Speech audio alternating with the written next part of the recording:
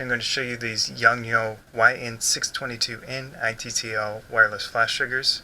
They are transceivers and they use radio frequency, so that means line of sight is not an issue and you have a nice long range, and they're interchangeable, so you can buy a set and use one on the camera or flash, doesn't matter which one.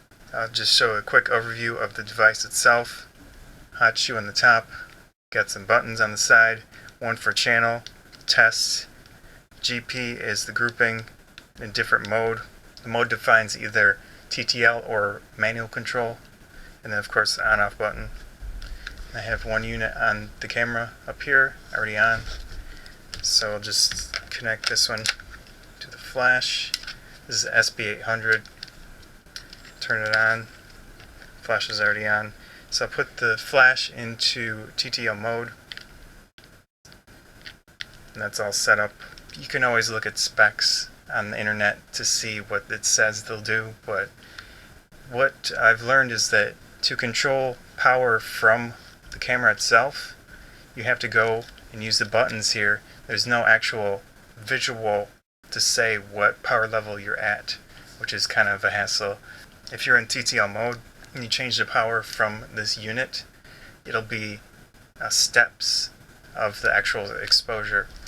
So what you would do is you'll hold one of these buttons down, and then you'll see it'll cycle through all of these things here.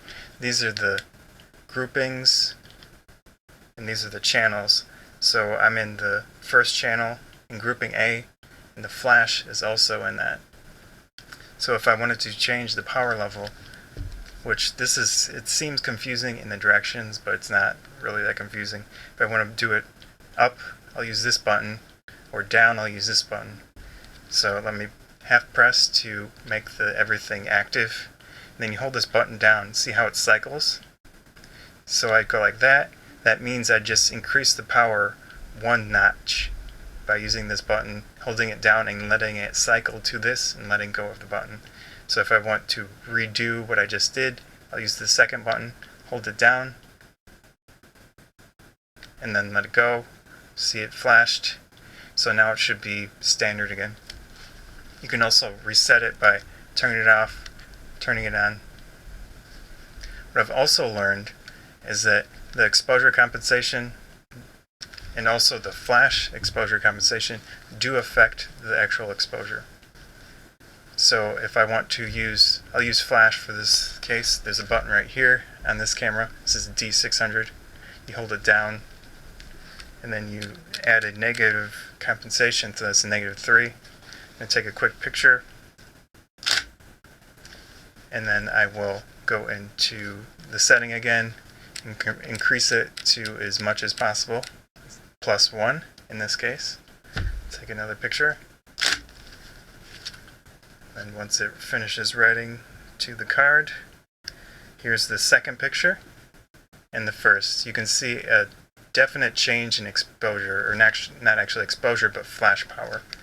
So this, excuse me. Anyways, so you can see that the compensations do work. The actual compensation here, which has a wider range, also functions.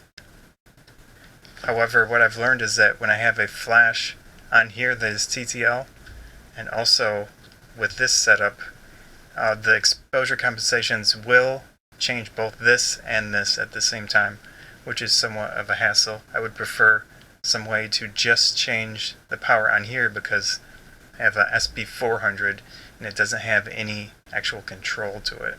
I have noticed that the flash compensation does seem to affect the power coming from here a bit more than from here. So another thing that you can do with this setup is if you hold this GP mode button down, see how that changed? That means it's in manual power mode. So you can do the same thing that I showed before with this to change the power, and then it'll change the power from this unit or whatever grouping you have set. So that's a nice feature. One other option, let me put it back into TTL. See, it flashes to green again. So I've noticed that you cannot change the power when you're in TTL mode from the flash. At least it doesn't appear to. So if you add compensations to the flash when it's in TTL, it doesn't function as you would think it would. But what you can do is just put the flash into actual manual mode, and this does work. So if you want to avoid the goofiness of changing powers slowly from this unit, you can just go into manual and just do it, of course, simply like that, which is probably the preferred method most of the time. So that's a quick overview of these units. Actually, one other thing I should mention, it has an AF button. Let's see if I can, there we go.